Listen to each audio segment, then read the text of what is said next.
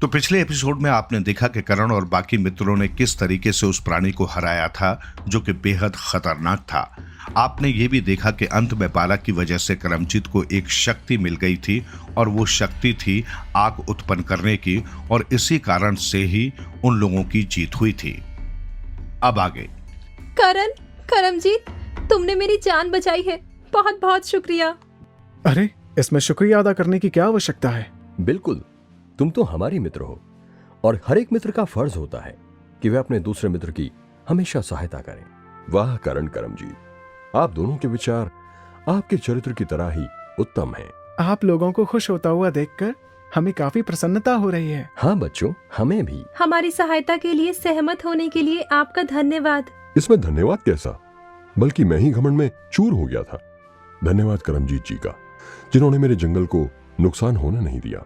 तब वो प्राणी अपने ताज में लगे हुए मोती को करमजीत को दे देता है। परंतु मैं इस मोती का क्या करूंगा?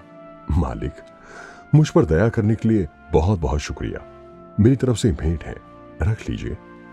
शुक्रिया। आपके सफर में यह मोती बहुत ही सहायता देगा। इस मोती से आप अदृश्य हो सकते हैं, आपको कोई देख नहीं पाएगा। वाह, जादुई मोती। हाँ, अब मैं चलता हूं। और फिर वो प्राणी वहां से गायब हो जाता है। इसके बाद सभी लोग बालक के माता पिता से आशीर्वाद लेते हैं। विजयी भव, आप सब अपने लक्ष्य में कामयाब होंगे। अब चलो, मैं आप सबको हमारे राज्य में लेकर चलता हूँ।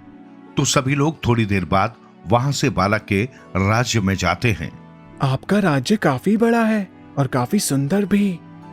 हाँ, थोड़ा आगे जाते ही तितलियां आएंगी आप सबके स्वागत के लिए, डरिएगा मत। जैसे ही सभी लोग अंदर प्रवेश करते हैं, वहां पर बहुत सारे खूबसूरत तितलियां आगे पीछे उड़कर उन सभी का स्वागत करती हैं। वाह, कितना सुंदर है आपका महल। बहुत बहुत शुक्रिया। मुझे तो बहुत भूख लग रही है, अब तो मैं यहाँ पेट पूजा करूंगा। अरे तुम भी ना टॉबी, बहुत भुक्कड़ हो। सही कहा शुगर। तभी लव देखता है उसके शरीर के घाव तेजी से ठीक हो रहे थे। करण, ये देखो, जो मुझे घाव लगे थे वो अपने आप ठीक हो रहे हैं। लगता है हम सब में और भी शक्ति आ गई है। हाँ लव, ऐसा संभव है।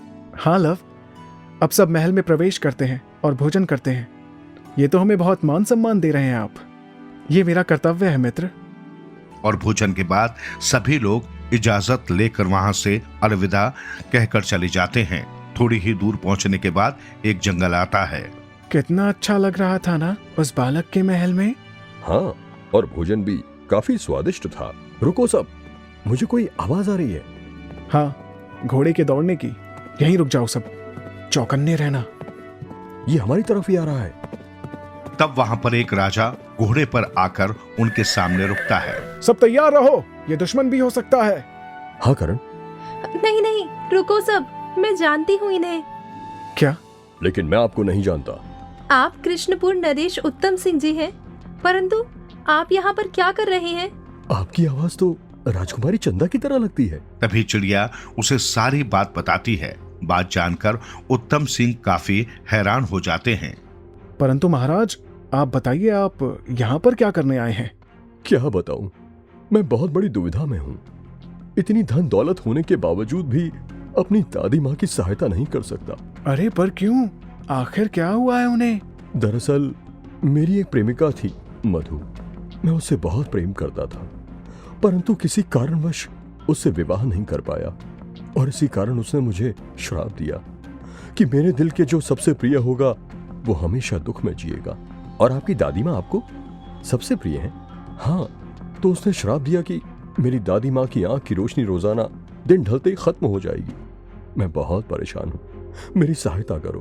परंतु आपको हमारे बारे में कैसे पता चला? मेरी दादी माँ के सपने में भोलेनाथ आए थे। उन्होंने बताया कि इस दिशा में इस दिवस पर 2 बालक आएंगे जो मेरी दादी माँ की सहायता करेंगे।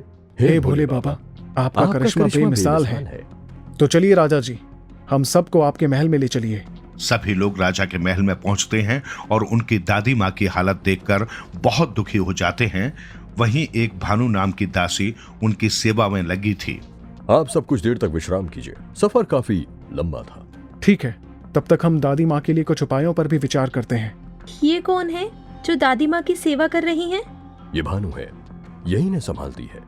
अच्छा, और थोड़ी देर आराम करने के लिए एक जगह पर बैठ गए सभी लोग इस परेशानी का उपाय ढूंढने का प्रयास करते हैं। करण को एहसास होता है कि जो दासी भानु दादी माँ की सहायता करती थी उसके हाव भाव काफी संदिग्ध हैं। हमें भानु पर नजर रखनी होगी। हाँ करण, मुझे भी उस भानु पर संदेह हो रहा है। ठीक है, हम नजर रखेंगे। आज रात होने पर जब दादी माँ की आंखों की रोशनी जाएगी तो कुछ लोग उनके कक्ष में छुप जाना। हाँ, तो रात में करण, लव कुश और मैं दादी माँ के कक्ष में जाकर पर्दों के पीछे छुप जाएंगे। थोड़ी देर बाद भानु दादी माँ को कक्ष में लेकर आती है। फिर सभी देखते हैं कि भानु दादी माँ को अनार के जूस में कुछ मिलाकर दे रही है। रुक जाओ भानु। तभी भानु डर जाती है और वो वहां से भागने की कोशिश करती है, लेकिन उसे पकड़ लिया जाता है। शोर सुनकर उत्तम सिंह भी वहां आ जाते हैं और राजा को सारी बात बताई जाती है। भानु, हमें यकीन नहीं होता कि आप ऐसा कर सकती हैं। आपके पिता कई सालों से यहाँ पर काम कर रहे हैं और आपने तो उनका नाम ही खराब कर दिया। आपने मधु की सहायता की। हाँ महाराज, की थी। तो कहाँ है वो अभी? नहीं बता सकती। तो तुम्हें कड़ी से कड़ी सजा दी जाएगी।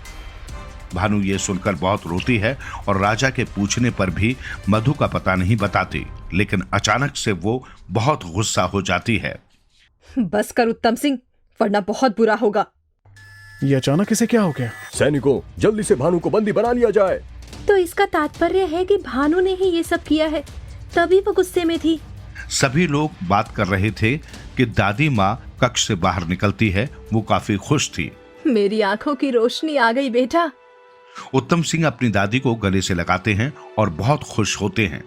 उन्हें लगा था कि सब कुछ ठीक हो गया, लेकिन उन्हें क्या पता था कि सच्चाई तो कुछ और ही है।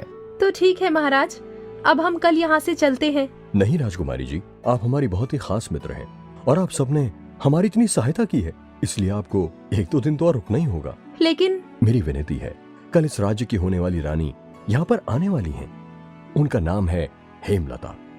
इन सब परेशानियों के बीच में मैं तो आपको ये बताना ही भूल गया। बधाई हो महाराज। हमें आपके लिए बहुत ही खुशी हो रही है। आप इतना कह रहे हैं तो हम जरूर रुकेंगे। अब आप सब सो जाइए। ठीक है महाराज।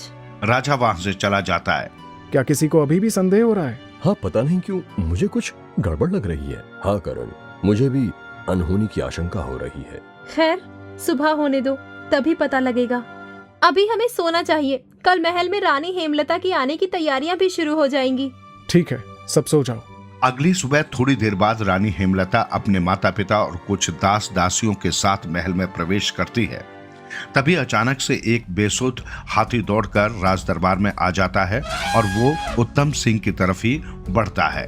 ये देखकर उत्तम सिंह के होश उड़ जाते हैं और वो सुन्न पड़ जाता है। नहीं! तभी वदिराज आकर अपने हाथों से उस हाथी को रोक लेता है। रानी हेमलता, हमें पता है कि ये सब आप ही कर रही हैं। आप अपना ये नाटक बंद कर दीजिए। ये आप कैसी बकवास कर रहे हैं? आपको सजा मिलेगी इस दुस्साहस की। तभी वदिराज एक मंत्र पढ़ने लगता है, जिससे हेमलता पागल सी हो जाती है और अपने कान बंद कर लेती है। चुप हो जाओ। देखो हेमलता कैसी कर रही है। धीरे धीरे उसका रूप बदल रहा है। ये तो चुड़ैल में बदल रही है। उसके माता पिता भी राक्षस में बदल रहे हैं। ये सब क्या हो रहा है? साथियों, स्थिति खराब हो रही है। वो देखो, हेमलता के साथ जितने भी लोग आए थे सभी लोग राक्षस में बदल रहे हैं। अब क्या होगा? इनकी तो सेना बन गई। ठीक है, अब तुम्हें मेरी सच्चाई पता चल चुकी है, तो यही सही, तुम सब मरने के लिए तैयार हो जाओ। फिर मैं तुम लोगों को आज ही यहीं पर मार डालूंगी, लेकिन सबसे पहले मैं उत्तम सिंह को मारूंगी, क्योंकि उसने मुझे धोखा दिया है। तुमने अपना क्या हाल कर लिया है? सिर्फ मुझसे बदला लेने के लिए ये सब किया? धोखेबाज, मरने के लिए तैयार हो जा। तुम मुझे धोखेबाज मत कहो। मत भूलो कि तुमने होश खोकर किसी दूसरे व्यक्ति से प्रेम लीला रचाई थी। हेमलता गुस्सा हो जाती है और उसे मारने के लिए आगे बढ़ती है। वहीं उसके राक्षस सैनिक भी करण और उसके मित्रों के पीछे पड़ जाते हैं। सब हमले के लिए तैयार रहो। ये महल अब युद्ध क्षेत्र बनने वाला है। हाँ करण, हम सब तैयार हैं। हमला साथियों! करण और उसके सब साथी उन भूतिया सैनिकों को मारने में व्यस्त हो जाते हैं। बहुत ही घमासान युद्ध होने लगता है। टॉबी, हम तो हार रहे हैं। नहीं शुगर, डरो मत। देखो मैं क्या करता हूँ अब। तभी टॉबी हेमलता को रोकने के लिए उसके पैर में काट लेता है। वहीं शुगर भी टॉबी की सहायता करती है, लेकिन हेमलता उन दोनों को दूर फेंक देती है। इसके सैनिक तो हमारे सैनिकों को मार गिरा रहे हैं, अब क्या करें? शांत रहिए महाराज, हम नहीं हारेंगे। संभल कर महाराज, वो आप ही की तरफ आ रही है। तभी बदिराज उत्तम सिंह की सहायता करने के लिए आ जाता है, लेकिन हेमलता अपने जादू से बदिराज के ऊपर बिजली की बरसात करने लगती है और जब बदिराज उससे बचता रहता है तो गुस्से में अपने जादू से उसे रस्सी से बांध देती है। तभी कर्ण पीछे से आता है और उसकी चोटी काट देता है, जिससे उसकी शक्ति खत्म हो जाती है। वो आवाज से नीचे जमीन पर गिर जाती है। ये तुमने क्या किया? तो अगले एपिसोड में हम देखेंगे कि उत्तम सिंह की प्रेमिका का ये हाल कैसे हुआ और क्यों उसने उन सब पर हमला किया।